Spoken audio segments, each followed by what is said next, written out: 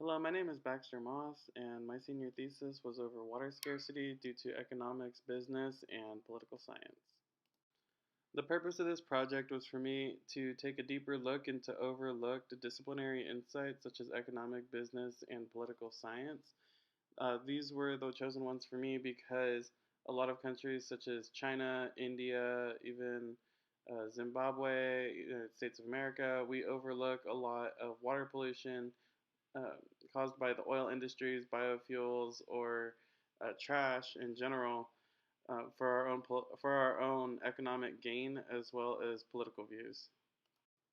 And the problem with this is that at one point they were just complex problems, but a lot of these complex problems have created wicked problems, which makes things a lot more difficult when it comes to the solution for water scarcity and water pollution. All right, so let's talk about the political science aspect of this.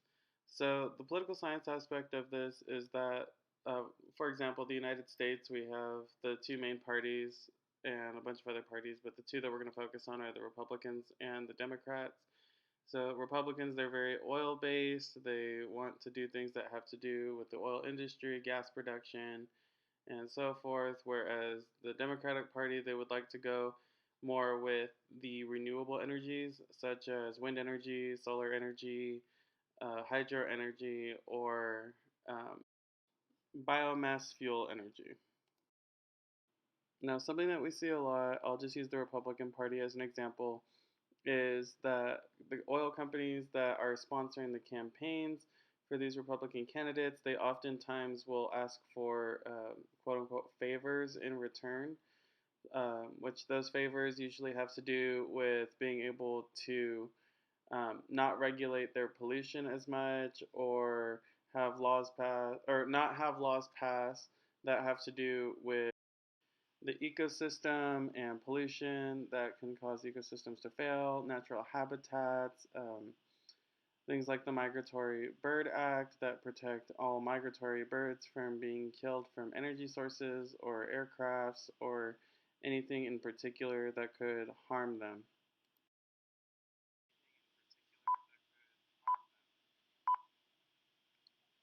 Now, where political science and economics can be seen as a converged disciplinary insight is in the case of India with the Ganges River. Authorities want to be able to preserve the river, but the people they see the river as a sacred entity instead of just a river. So they will do all of their laundry, defecate inside of the river, wash their bodies, and it also is a big tourist attraction. But although the river is very heavily polluted, the farther down you go, and it is not being preserved in any way or form. And this can be attributed to the political figures seeing the river as an entity as well, since they follow the same political beliefs as most of the population follows. So, in order to preserve the sacredness of the river, they allow people to still use the river for their holy needs, if you will. But the problem with that is that it is causing more pollution throughout the entire river instead of being able to try and preserve the river. Now, another thing that I could also point out with um, the things that are of tradition, like the Ganges River being used for bathing purposes and other holy purposes, is the tradition that a lot of us hold in the United States that has to do with oil fracking. A lot of people say that, my roots were here, or, they call it Texas gold.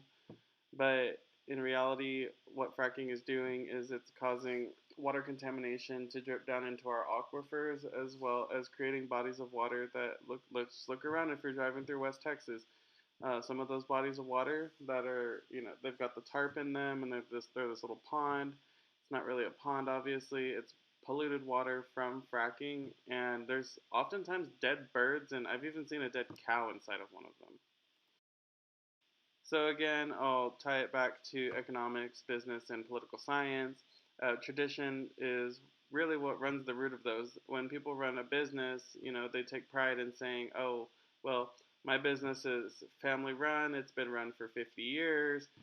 Um, and then there's also the politics side of it, where it's, you know, we've been doing the same thing for 40 years. We've been following the Bible, even though there should be separation of church and state, in my opinion. But that's a whole nother topic for a different day. The last big problem that I would like to cover with water pollution due to economics and business and political science is one that actually has to do with Texas itself. Along the coast, we have Corpus Christi. This one's more economics and business based. Um, the Corpus Christi, oftentimes, they do have a lot of uh, water boil restrictions, meaning that the water has been contaminated with an unknown source, and you have to boil the water before you can use it. You can't shower with it. More often than not, you also can't really drink it. So you can't really use the water for anything that's coming out of the tap. But you know, it begs the question of like, how does it get contaminated? Well, more often than not, the news won't tell you exactly what contaminated it, because whatever has contaminated it may be trying to save face. In this case, the Valero companies down there. They have a lot of refineries that refine their natural gas, oil, and gasoline, but sometimes a leak can happen, which is, you know, it's understandable with that industry. It does happen.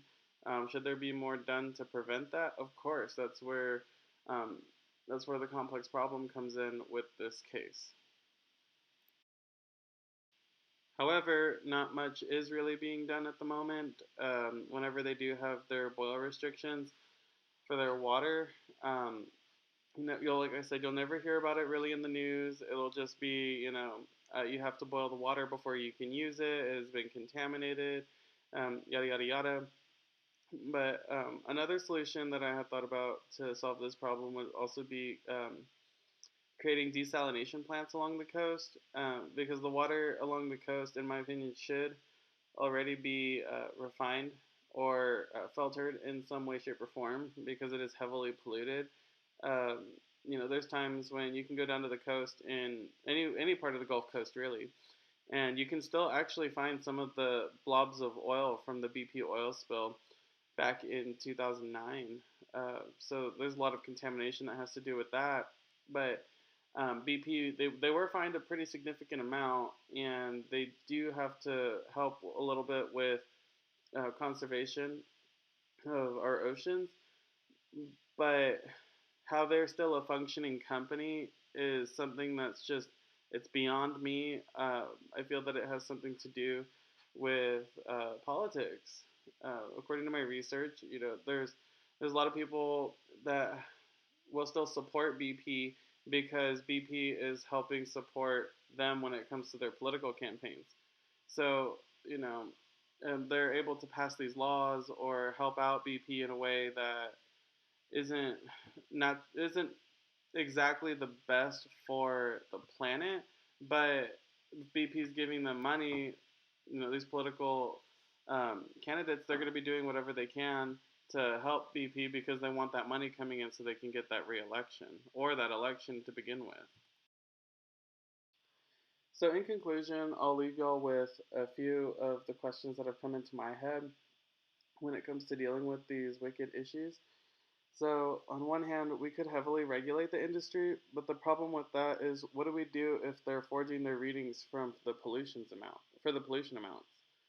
So, like, let's say that they're saying that only 2.5 metric tons of particulate matter from carbon is in the air, when in reality it's 5,000 metric tons. That's a huge difference, and we can't really regulate the industry if we have, you know, their own people doing it. So we could essentially have government workers who do more in-depth readings instead of just the little readings that they're doing right now, which the readings that they are doing right now have to do with air pollution in general. It doesn't have to do with a specific company and watching how much a specific company does. So then the other questions can also be derived from the question that I had just put in y'all's head, So the next questions that I would have would be: Will we be able to find oil companies? Will we let them go, or would we just require that they do something? This isn't really. There's no right answer for any of this because if we find them, yeah, the money can be used to help put things back in place that should have never really been out of place. But at the same time, that money is not gonna help. That money is not going to make a difference to a point where everything is going to be exactly the same as it was before. There's obviously going to be harm to the ecosystem still. And yes, we should do as much as we can to help prevent that. So that would be why we should have more readings done for privatized companies, especially with the oil fracking. And as for will we let them go or if we would, require something of them, maybe we should require that they do a community service when it comes to helping the environment. Maybe they should be planting trees or, they should be uh, helping out with the wildlife or helping out with the solid waste or the liquid waste and finding out ways that they can have it somewhere else instead of just putting it in the middle of an open landscape that can cause birds to think, oh well, this is a normal pond, I'm just going to go and swim in it, and then they die. It's not really fun for them. So with that being said, there can be a lot that could be done for the complex problems. But the wicked problem of getting the environment back to where it was before is that's going to be something that I don't think we could actually find an answer for. Um, we can do as much as we can to preserve beforehand, but a lot of people, or not really people, I should say, but more political entities as well as economics based companies and businesses, they don't really care because the more that they can degrade the environment, the more that they can make. And money is, some people just have green eyes, and we can't really do anything about that. What we can do, though, is just do our best on our parts to, do the basics of reduce, reuse, recycle, and also look more into renewable energies. Whenever we're looking into more renewable energies, yes, there's going to be some waste, but it is not as comparable as the waste that is produced from the oil industries. Like fracking alone, I cannot stress that enough. It's just, it can cause little earthquakes, it causes contaminated water sources. Mostly focusing on the water sources, though. There's a lot of people that I know of from Midland that can't even drink their water because of the oil fracking, so they have to go to the store, and there's a line out the Sam's Club or the Walmart or HEB just to get like a few gallons of water on some days. So, like I said, with that being said, I'll leave y'all with that. If y'all have any questions about anything, feel free to contact me. Or if you have any ideas as to how to solve these complex and wicked problems, feel free to reach out to me. I'm looking more into this for my master's degree. This isn't the end of this study for me.